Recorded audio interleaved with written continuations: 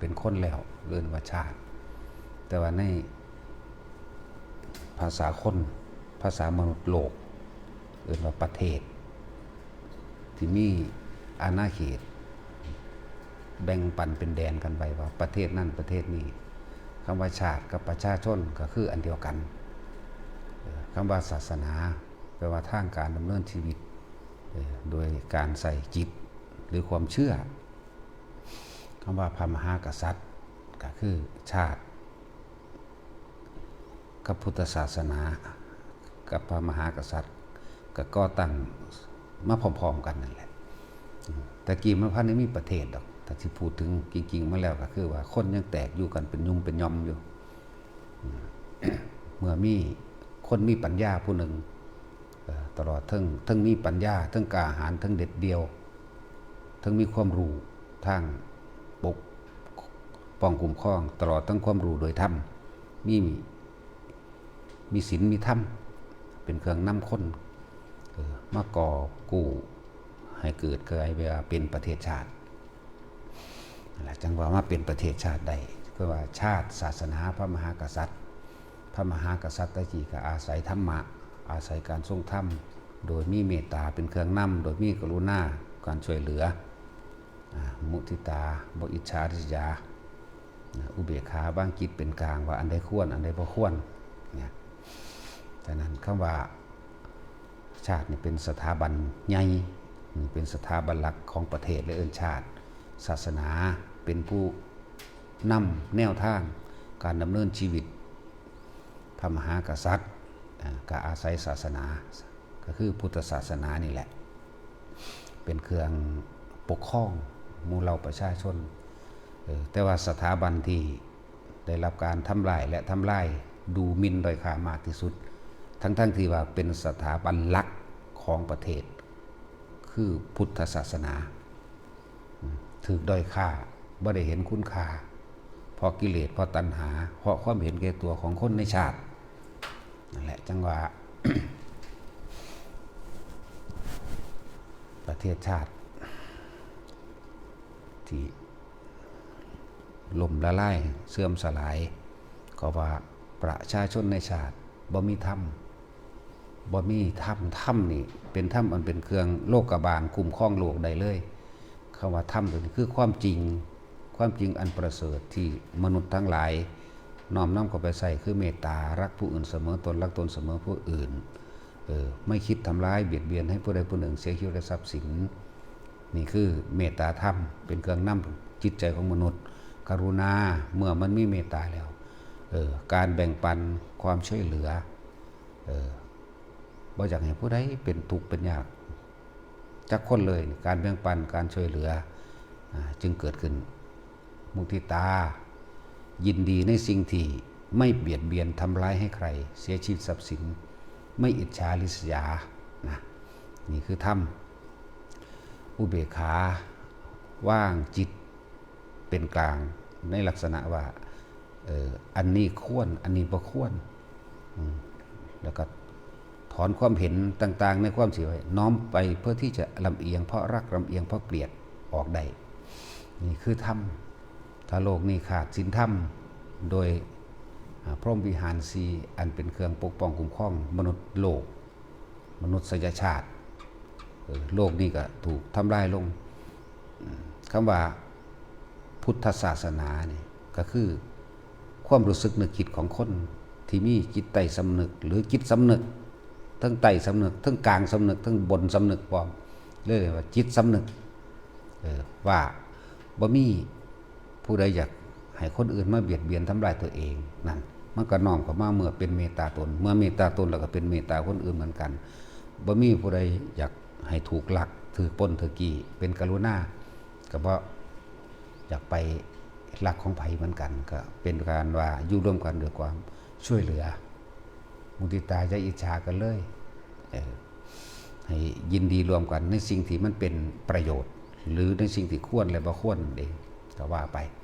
อุเบกขาวางจิตเป็นกลางมันเป็นนี่ทำมนุษย์ทั้งโลกขาดคำว่าศีลธรรมเมตตาพรหมวิหารตัวนี้โลกเป็นอันว่าค่อยๆเสื่อมสลายลง แล้วก็เสื่อมอย่างเร็วพร้อมคำว่าเสื่อมจากคนคนทั้งโลกมนุษยชาติทั้งโลกอาศัยโลกใบเดียวกันอยู่น้ำกันถ้าคนบ่รักษาโลกรวมกันเราไผสิมารักษา มันเป็นเรื่องกว้างขวางเกินไปบัดนี้น้อมเข้ามาในเรื่องที่แคบๆเรื่องเฉพาะตนถ้าคนผู้นั้นมีเมตตากรุณามุทิตาอุเบกขาในตัวเองแล้วคนผู้สองผู้สามผู้สี่หรือตลอดทั้งประเทศชาติ2 ประเทศ3 ประเทศ4 ประเทศเรื่อยๆนั่นแหละมันก็คุ้มครองโลกเองจากคนหนึ่งเป็นคนร้อยเป็นคนล้านและหลายล้านปกป้องคุ้มครองโลกได้เฮาอาศัยโลกรวมกันทำลายโลกก็ทำลายรวมกันนั่นแหละคือยังว่าฝ่ายทำลายฝ่ายเห็นแก่ตัวมันมีมากกว่าฝ่ายทำมันหน่อยคนจึงด้อยค่าในพุทธศาสนาด้อยค่าถูกด้อยค่าถูกรังแกถูกข่มเหงเด้พุทธศาสนานี่เป็นสถาบันหลักแท้ๆเป็นด้านวิชาการและความรู้เป็นความรู้และเป็นความจริงพร้อมที่ให้ความรู้กับมนุษยชาติอันนี้แต่ด้วยความเห็นแก่ตัวของคนนะเขาก็เลยด้อยค่าพุทธศาสนาทั้งที่มันเป็นสถาบันหลักคนบ่ได้ศึกษาพุทธศาสนาคนบ่ได้ศึกษาประวัติศาสตร์ชาติไทยนะนี่ย่นย่อเข้ามาในเรื่องประวัติศาสตร์เอาเฉพาะไทยว่าพระมหากษัตริย์กับพระพุทธศาสนาเกี่ยวของอย่างใดพระมหากษัตริย์ก็อาศัยพุทธศาสนาเด้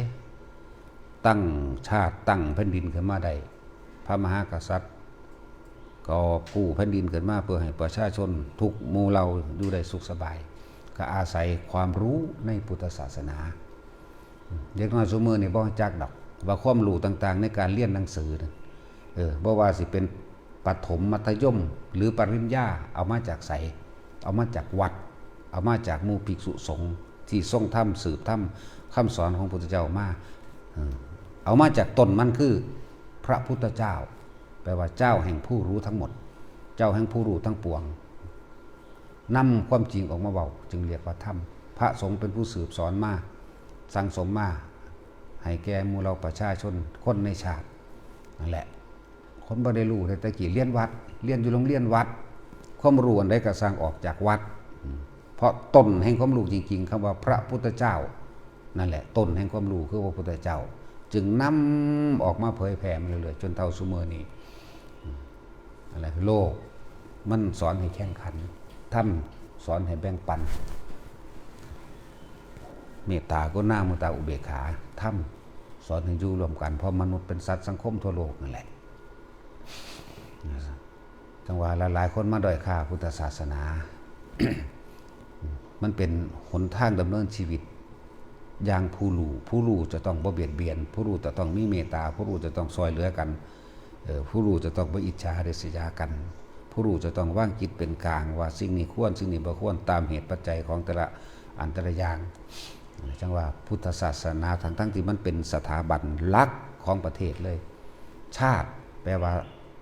แผ่นดินนี่กับประชาชนเอิ้นว่าชาติพุทธศาสนาเป็นโตนำชีวิตดำเนินชีวิตเป็นเครื่องคิดเป็นข้อคิดเป็นการกระทำเพื่อให้คนในชาติอยู่รวมกันโดยสันติสุขนั่นแหละคำว่าชาติเนี่ยพระมหากษัตริย์เป็นผู้นำดอกของประชาชนโดยส่วนหนึ่งแต่พระมหากษัตริย์ก็เอาความรู้ในพุทธศาสนานี่เด้มาเป็นเครื่องปกป้องคุ้มครองประเทศชาติก็ดีจังว่าพวกเฮาเมื่อเห็นภัยในวัฏสงสารอันนี้แล้วมันเป็นเรื่องใหญ่คือมันเป็นเรื่องกว้างเกินไปที่เฮาสิอาจสามารถสิไปควบคุมอย่างใดฉะนั้นจงควบคุมใจของเจ้าของให้เห็นสารพัดภัยในการเกิดมานี่พบน้ำท่วมใหญ่คนตายหลายแผ่นดินไหวแผ่นดินถล่มล่มสาราตันล่มประหารชีวิตคนและสัตว์ได้ฟ้าผ่าอสุนีบาตทั้งหลาย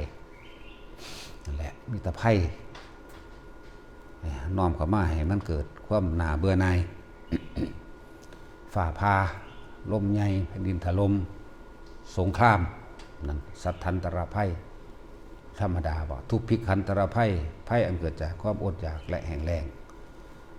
ไพ่ทั้งหลายแล้วนี่ถ้าเฮาเกิดมาเนี่ยก็ต้องไปพบพ่อล่ะต้องเห็นแน่นอนล่ะฉะนั้นแต่ว่าไพ่อันใหญ่ที่สุดก็คือใจของเฮาเองเด้อมันเริ่มต้นจากเฮาย่นเข้ามา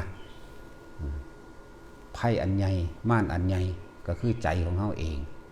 นั่นแหละคือความอยากของเฮาเองพยายามเห็น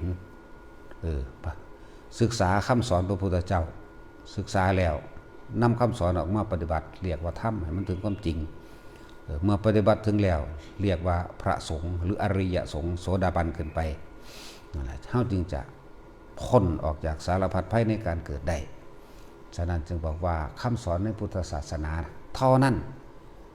จึงจะทำให้พ้นจากทุกข์ได้มีพระนิพพานเป็นที่สุดนั่นแหละค่อยๆเป็นค่อยๆไปของเฮา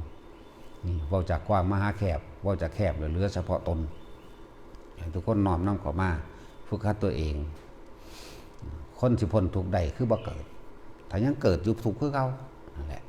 คำสอนอะไรคำสอนเรานี่ตลอดทั้งหนทางนี่